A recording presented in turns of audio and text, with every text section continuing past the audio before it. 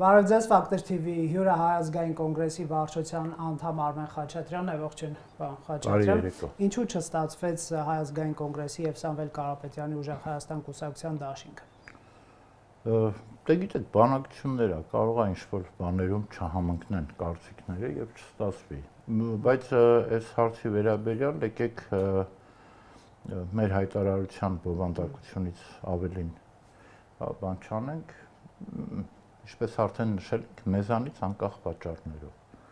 Մենք առնվազն ջանք գործադրել ենք, հնարավոր բոլոր ջանքերը գործադրել ենք, ոչ միայն այդ դաշինքի կայացման համար, այլև ընդհանրապես վերջի 2 տարվա ընթացքում, չասեմ ավելի պակաս կամ ավելի շատ, Հայ ազգային կոնգրեսը իսկապես լրջագույն ջանքեր է գործ դրել, որպեսզի ստեղծվի ընդդիմադիր կոնսոլիդացիա, ընդդիմադիր լայն ճակատ եւ համարել ենք, որ այսօր ցավոք սրտի Հայաստանում քաղաքական ուժերը, այդ թվում նաեւ իշխանական ուժը, այնպիսի հեղինակություն եւ այնպիսի ռեսուրս չունեն, որ ինքնուրույն կկարողանան խնդիր լուծել։ Բայց Սամվել Կարապետյանի ուժը ստացվում է շատ ինքնավստահ եւ ձեր օգնության կարիքը չէ զգում, պարոն Խաչատրյան։ Ես կարծում եմ, որ այս փուլում ինչպես նորից, հղում անենք մեր հայտարարությանը, որ այս փուլում բոլոր ընդդիմադիր ուժերը պարտավոր են պետք է իրար օգնեն, որովհետեւ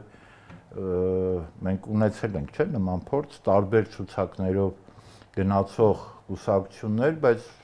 շատ հարցերում ընտրությունների, ուրեմն արդար ընտրությունների կազմակերպման գործում,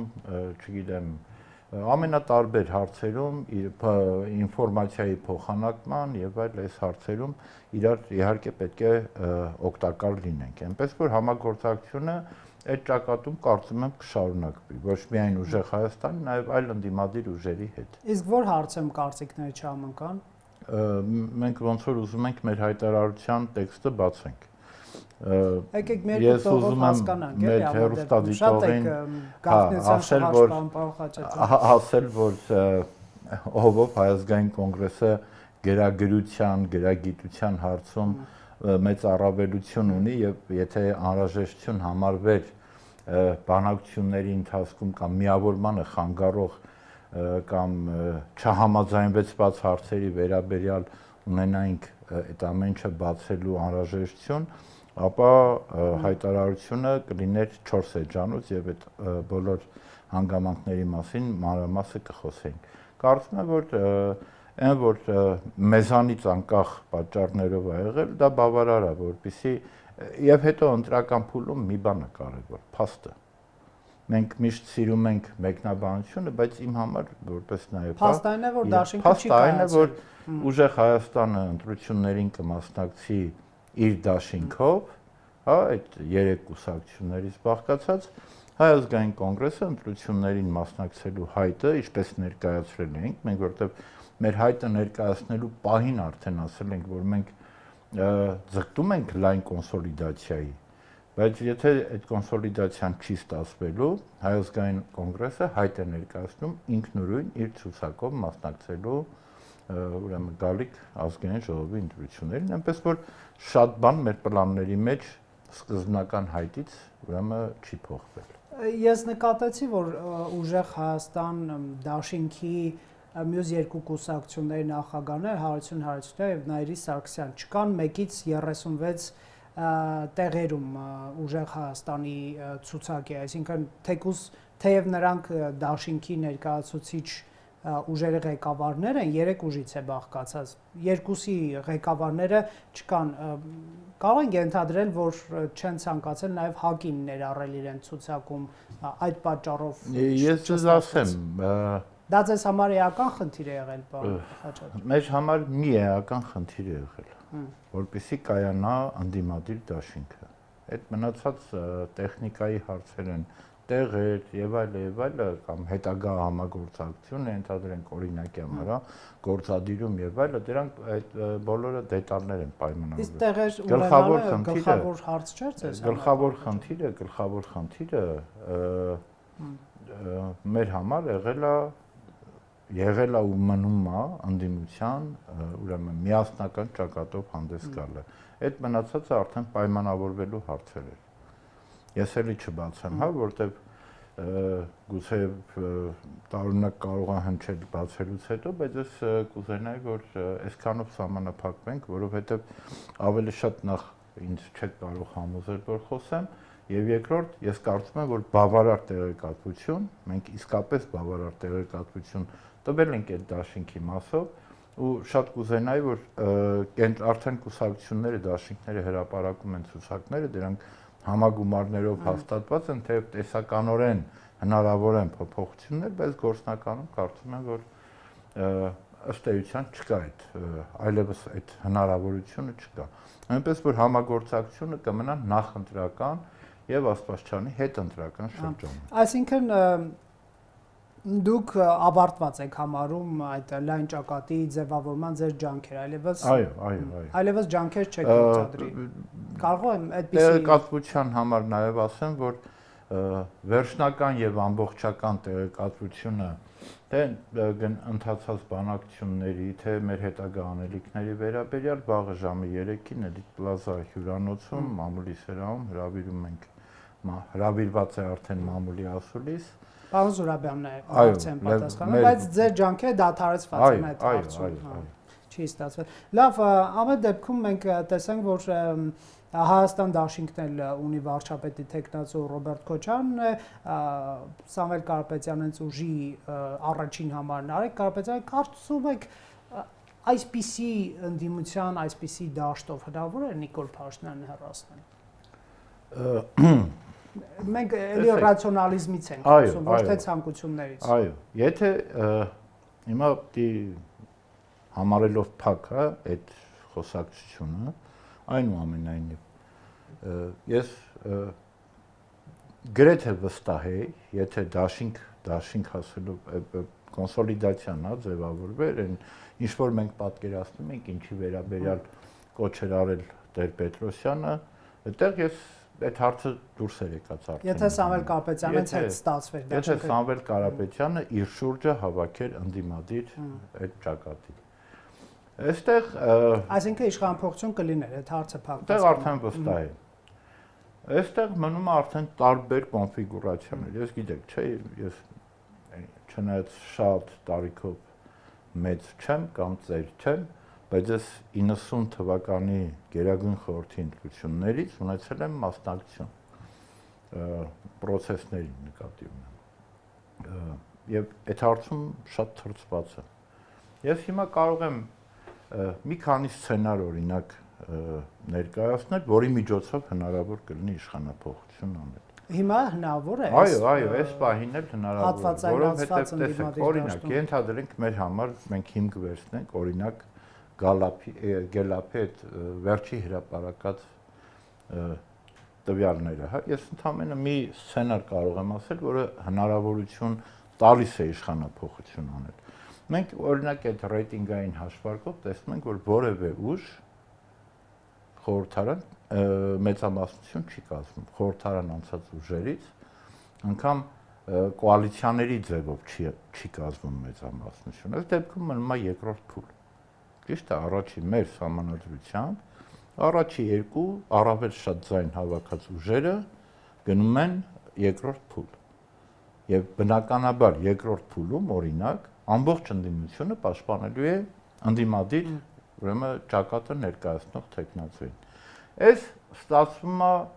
ուրեմն բնական ճանապարհով բոլոր ուժերի միավորում կամ աջակցություն ընդդիմադիր ուժին։ Այս դեպքում գուցե հնարավոր։ Եթե երկրորդ փուլ լինի։ Այո, եթե երկրորդ փուլ։ Այսինքն կարելի է սցենարներ մտածել, որտեղ հնարավոր է կամ երկրորդ բանն ասեմ, հա, շատ կարևոր բան մենք պիտի դրա վրա աշխատենք։ Արդեն որ երրորդ հարցումն է կատարվում, մենք նկատում ենք, որ ընտրողների 40% դեռևս չկողմնորոշված են։ Եվ այն կուսակցությունները, ովքեր այսօր 1.5-2% ռեյտինգ ունեն, հանգիստ կարող են ըստ էության այդ 40%-ի հաշվին իրենց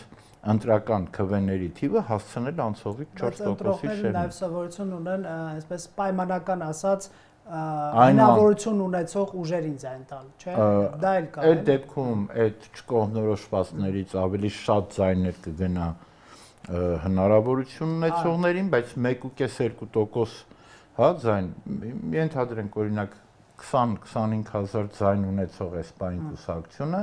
այդ զանգվածի հաշվին, այդ ընտրողների հաշվին կկարողանա, հա, հնարավորություն տեսականորեն ունի այդ 20000-ը բերի 40000-ի, 45000-ի բարձրացնի եւ հնարավորություն ունենա 4%-անոց շեմն է։ Այո, 4%-անոց շեմը հաղթահարել։ Այո, 40-ից 50000 ենթադրենք։ Այսինքն կոնֆիգուրացիաները հնարավոր է որ այնքան շատ ու տարբեր լինեն, շատ բան կախված է քաղաքական ուժերից։ Մենք կկարողանանք այնքան ակտիվ, հա, ագրեսիվ քարոզարշավ տանենք, որ այդ զանգվածից ընտրողները մեր ձայնը լսելով որոշում կայացնեն մեր օգտին քվեարկել, որտեղ մենք ունենք այդ ընտրող, հա, Հայ-ազգային կոնգրեսը այն քաղաքական ուժն է, որը ըստ պաշտոնական ուրեմն տվյալների ընդամենը 10 քանի տարի առաջ 300,000-ի չափ ձայն ա ունեցել։ 21-ին 20000 մոտավորապես 19000 մի քանի։ Հա, բայց արդեն երբ որ մարդը մի անգամ քվեարկել է մի ուժի, եթե ինքը այդ ուժի մեջ տեսնում է գաղափար, որը իրան հետաքրքիր է, այն ոնց որ նոր դուք եք ասում, դրայվ է տեսնում, ինքը հակվում է դեպի այդ ուժին։ Այնպես որ այդ կոնֆիգուրացիաները շատ են եւ այդ կոնֆիգուրացիաների մեջ եզակի չի այն տարբերակը, որով հնարավոր է իշխանություն փոխել։ Իսկ ՀԱԿ-ը առանձին գնալով ձայներ չի փոշիացնի, որովհետև ընդդիմադիր դաշտում կա խոսույթ, որ լավ չի ստացվում այսպես դաշինքային տրամաբանությամբ գնալ, խոշոր ճակատներով գնալ, ինչի փորձը դուք արեցիք մասնակիցը դառնալ, մի մասնակցեք եւ աջակցեք կոնկրետ տեխնացուի, թող ձեր ընտրողները գնան նրանց, այսինքն փոշիացնելու փոխարեն ձեր ձայները տվեք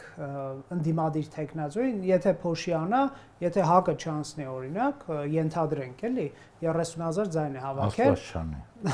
Ձեզ համար։ Փոշիացված ձայների մի մասը գնալու է ԿՊ-ին, մի մասը այն մյուսին, մի մասը այն մյուսին, էլի։ Դե այն մյուսներին էլ է։ Նախ այս իմաստով համամասնորեն է ձայները բաժանվում, այս առաջ չեք փոշիացնում այսինքն։ Բայց երկրորդը մենք այդքան հորետես չենք, որ 4%-ի շեմը չենք հաղթահարել։ Բնականաբար նաև համեստ ենք եւ ռացիոնալ ենք, 40%-ից չենք խոսում, բայց 4%-ը մենք համարում ենք շատ իրատեսական։ 4, գուցե 5, գուցե 6 արդեն կախված կլինի նաև մեզանից, բայց 4%-ը համարում ենք իրատեսական, այս առաջինը, երկրորդը մենք շատ այսինքն չեք փոշիացնի կարծում ձեզ։ Երկրորդը ու շատ կարևոր պատճառ։ Գիտեք, կերակրի մեջ աղի պարունակությունը շատ փոքր է, չէ՞, երբ որ դուք ափսեով ճաշը դնում եք, մի փոքր աղ եք, չէ՞, գցում դրա մեջ։ Պարունակությունը ինձ շատ փոքր է, բայց առանց այդ աղի այդ կերակուրը անհամ բան է դառնում։ Մենք շատ կարևոր ենք համարում կոնգրեսի մասնակցությունը, նաև այն իմաստով, որ մի շարք կարևորագույն հարցերով մենք կարող ենք խոսել, հա։ Իշխանության այսօրվա բանը կարգախոսը խաղաղությունն է։ Այդ խաղաղության կեղծ լինելու մասին ես կարծում եմ միայն մենք կարող ենք խոսել նաև այն իմաստով բոլորն էլ կարող են, Ռոբերտ Քոչարյանն էլ կարող է խոսել խաղաղության մասին։ Բայց Ռոբերտ Քոչարյանին հաջորդ օրը նույն հարցը կտան, չէ՞։ Նույն պահին այդ հարցը կտան։ Բայց եթե դուք խաղաղություն եք ուզում, երբ որ 10 տարի նախագահ եք եղել, ինչի այդ խաղաղությունը չի ստացվել ձեր կառավարման օրոք եւ բայլեք այդ բանը։ Ոչ խաղաղություն, ոչ պատերազմ, այդ վիճակը ստատուս քվոյի պաշտպան եք եղել, ինչը ի վերջո բերեց աղետի։ Կարող են, չէ՞, տալ այդ հարցը։ Բոլոր ուժերին ում ուզում եք նայեք, բոլորը համարել են, որ Ղարաբաղի հարցը լուծված է, չկա այդպիսի հարց եւ այլ այս շարքը կարող եմ տանել, ոչ մի թիզական հայդատական այդ բանի մեջ բոլորին կարող են մեղադրել։ 17 թվական, 90 թվական, 92-3 թվականից սկսած չեմ ուզում այդ շեշտադրումն անել, բայց 17 թվականին, երբ որ ամբողջ հասարակությունը, այդ ինչի բա կոնգրեսը այդ 100,000-ավոր ձայներից եկավ դարավ 20 քանի հազար ձայն,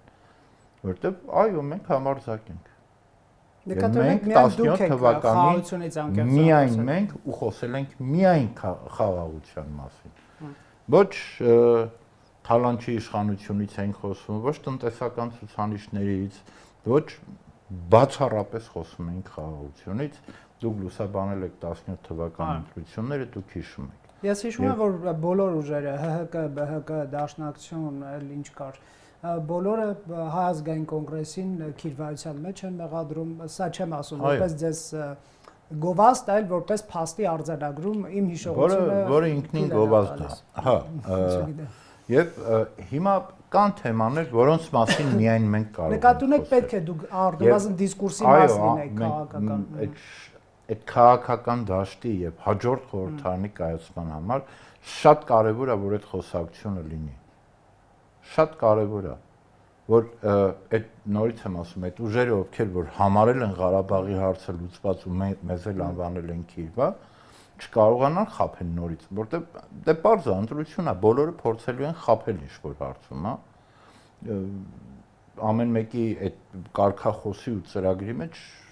կետեր կան, որ տարօրինակ է, չես հասկանում։ Իսկ ընդդիմադիր գործիչները այդ հիմնական հակառեյտինգը կաջակցի Նիկոլ Փաշինյանին վերընտրվել։ Ես մի քանի բան բերեմ, այսպես ChatGPT-ի սկզբունքով դաշտից քաղելով, պարտադիր չի, որ ես սրանք այսպես կրեմ, հա, դե Ռոբերտ Քոչանին, ինչպես նշեցիք, հա, մարտի 1 հոկտեմբեր 27, այդ ամեն ինչը դաջված է, չլուծման հարցն է դաջված, ինչի մասին դուք խոսեցիք, հարստանալ, ապօրինի գույքի գործ կա դատանում եւ այլն, կամ Գագիկ Ծառուկյանի առնչությամբ եւս, հա, ոչ մաքուր մեթոդներով հարստանալու մեղադրանքներն այս տարիներին միշտ հնչել եւ դատարանում էլի գործ կա դատախազություն հենց այդ մեղադրանքով է Սամվել Կարապետյանին ասում են Մոսկվայի թեկնածուն է, Կրեմլի շահերն է, սպասարկում Պուտինի այս վերջին հանդիպումից հետո հատկապես այդ թեմաները թեժացան Այս ամեն ինչը չի նպաստելու Փաշինյանի այսպես վերընտրությանը, որ աղետ են բերել, բայց դե հիմա Փաշինյանն էլ մենք ասելու ենք, որ խաղաղ գործընթացը տապալեց, աղետը բերեց, Արցախը կորցրեց, հայրենիքը կորցրեց եւ այլ եւ այլ, բայց դրա համար եմ։ Ես նկատի ունեմ հակառեյտինգի գործոնը կարող է օգնել իշխանությանը։ Դե այդ արդեն պետք է մասնագետներին հարցնել, ես ինքս PR-ի շատ վատ մասնագետ եմ, բայց քաղաքական դաշտում վաղուց է կա։ Հա, բայց այնուամենայնիվ, հա, PR-շիկների մի մասը պնդում են, որ հակառեյտինգը շատ լավ աշխատում։ Ես չգիտեմ, մենք միշտ դրական ռեյտինգի վրա ենք աշխատել, գուցե նաև այդ էլ է պատճառ, որ մենք ձայները մեր մաշել ենք, բայց ամեն դեպքում մենք քաղաքականության մեջ չենք ընդունում կապիկությունը, չենք ընդունում այդ բացասական էֆեկտի վրա, հա, քվե հավաքելը, չգիտեմ, ես ինքս կարկանդակ շատ եմ սիրում, բայց իմ համար անընդունելի է գլխարկով կարկանդակ ուտել էկրանին, անընդունելի է, ես քաղաքականությունը այդ կարկանդակ ուտելուց տարանջատել եմ այդ իմ ասած անհիշելի ժամանակներից։ Չգիտեմ, ամեն մեկը իր բան ունի, հա, ստրատեգիան ունի ընտրական պայքարի մեջ մասնակցելու Ես ասեմ, ես գիտեմ, այդ որ ասում եմ այդքան տես բանի չթվա, որ չեմ հասկանում, իհարկե, բայց դա իմ մասնագիտությունը չի ուզում ասել։